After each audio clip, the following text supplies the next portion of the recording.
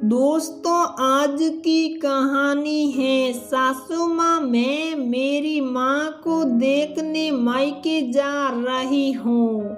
दोस्तों, कहानी शुरू करने से पहले अगर आपने हमारे चैनल को सब्सक्राइब नहीं किया है तो सब्सक्राइब कर लीजिए ताकि आपके पास पहुँचे हर नया वीडियो। सुंदर और पढ़ी लिखी तन्वी बचपन से ही सीधा खर्रा बात बोलती थी। आग लपेट लगाकर कुछ कहने की आदत उसे कभी ना रही। लड़कियों का ऐसे बिंदास बोलना समाज में लोगों को पसंद नहीं आता, ये भी उसे पता नहीं था। घर में सबसे छोटी और दुलारी होने के कारण कोई कभी उसके फर्राटा सच बोलने के स्वभाव पर रोक टोक नहीं करता था। बेटा, तुम्हें अपना व्यवहार बदलना होगा और मुंह फट होकर बोलने की आदत छोड़नी होगी। ये बात उसे गाए बगाए समझाई जाने लगी। जब माता पिता उसकी शादी के लिए बहुत परेशान हो गए, जो लोग भी शादी के लिए उसे देखने आते थे, उसका विवाह होकर सच बोलना किसी को भी रास नहीं आता था। लड़के की माँ अगर उससे पूछती, बेटा तुम्हें खाना बनाने आता है, वह हंस कर बोलती, आता तो है थोड़ा बहुत, पर ज्यादा पसंद नहीं है खाना बनाना। मुझे तो पढ़ना लिखना घूमना और गाने गाना पसंद है। सब सुनते और शक पका जाते, फिर घर वापस जाकर मना कर देते थे। तन्वी के घरवाले बहुत परेशान थे। अगली बार जब कोई देखने आए तो तुम चुप रहना, बस उतना ही बोलना जितना वो सुनना चाहते हैं। उसकी माँ ने ऐसे हाथ जोड़कर उससे प्रार्थना की। तन्वी ने उनको परेशान देखकर उनकी बात मान ली और लड़के वालों के सामने मुंह सेल कर बैठने का फैसला किया। अगली बार जिस परिवार के लोग तन्वी को देखने आए, उन्हें उसका शांत स्वभाव और सादगी पसंद आ गई। तन्वी की माँ की सिफारिश काम कर गई थी। मायके से विदा हो रही थी। तन्वी को माँ, पिताजी और घर की सब बड़ी महिलाओं ने खूब गुट्टी पिलाई। ससुराल में जाकर सास, ससुर और पति का आदेश मानना, अपने मन की मत करना। बड़ी दीदियों ने समझाया, मायके की लाज रखना, कई लोग ये ना कहे कि ये तो लड़का है, इसलिए कुछ बुरा भी लगे तो मन में ही रखना। हर किसी से जबान लड़ाने की और दूसरों के लिए लड़ने की आदत छोड़ दो। अब यही मेरा घर है, ऐसा सोचकर ससुराल में सबके साथ मिलकर रहना। बहनों, भाभियों और बुआ लोगों की पिलाई सब गुट्टी पीकर तन्वी ससुराल आई और सच में ससुराल जाकर वो झांसी की रानी से सीधी सादी आज्ञाकारी बहू बन गई। कहाँ तो उसके सामने से कोई गलत बोलकर निकल नहीं सकता था और कहाँ अब छोटे छोटे देवर ननद भी उसे हैकड़ी दिखा देते।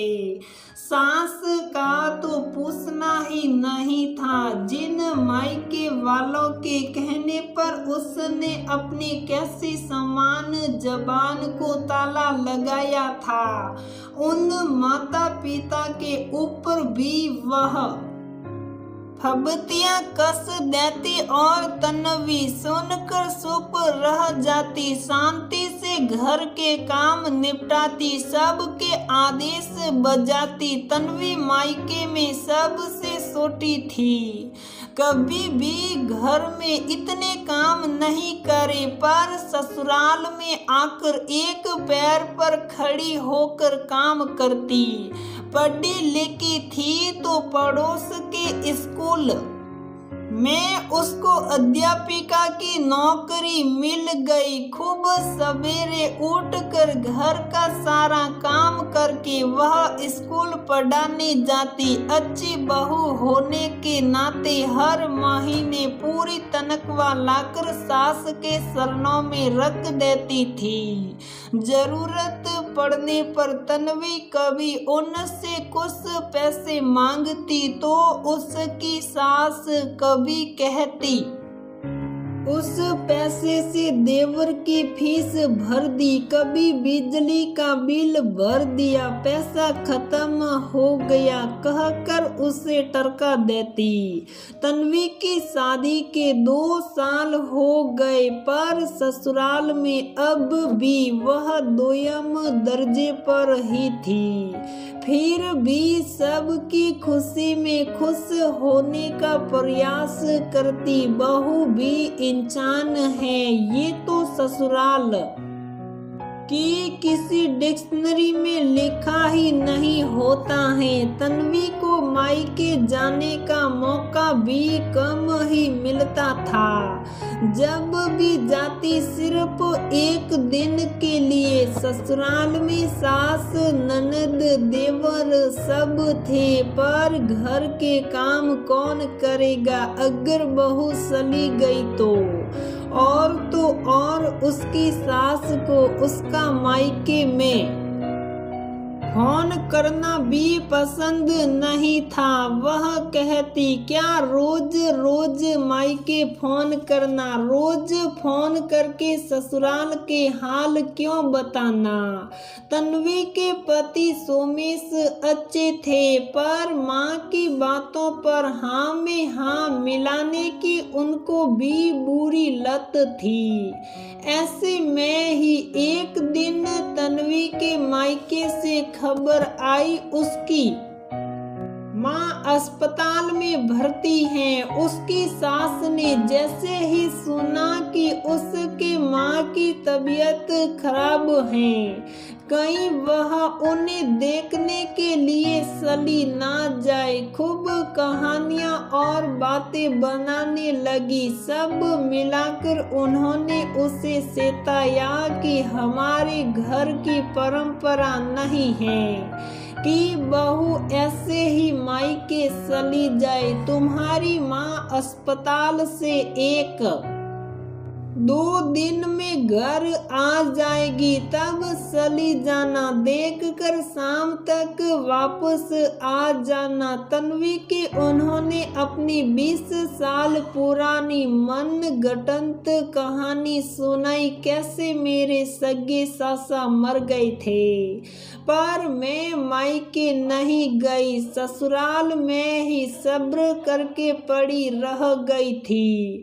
तन्वी ने सुनकर मन मार लिया और भगवान से माँ के ठीक हो जाने की दुआएं मांगने लगी। माँ की तबीयत खराब है सुनकर बेटे का मन तो जरा सा भी नहीं लग रहा था, पर क्या करे, ससुराल में थी, सहकर भी कुछ कर नहीं पा रही थी। सास के मना कर देने के बाद से ही वह फोन की बजाय अक्सर व्हाट्सएप पर ही भाई और भाभी से सेट करके सब हाल ले लिया करती थी। उस दिन भी दोपहर बाद वह स्कूल से आई ही थी कि फोन में उसकी भाभी का संदेश लिखा आया, तन्वी आप जल्दी आकर माँ से मिल लीजिए। या डॉक्टर ने जवाब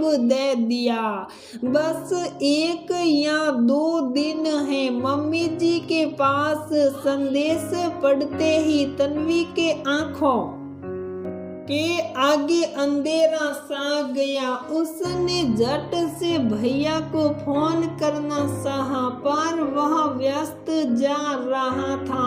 उसने उनको लिख कर मैसेज करके पूरी बात पूछी। थोड़ी देर में ही भाई ने भी बात की पुष्टि कर दी।